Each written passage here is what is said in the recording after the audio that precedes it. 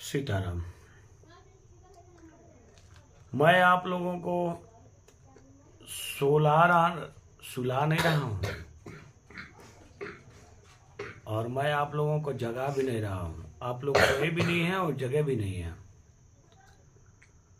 आप लोग उस तरह हो चुके हैं जैसे कि विश्वामित्र जी ने त्रिशंकु को भेज करके बीच आसमान पर लटका दिए थे, न इधर न उधर। हम आप लोगों से हाथ जोड़ के बोलते हैं कि या तो जमीन पर आ जाइए और या तो ऊपर चले जाइए।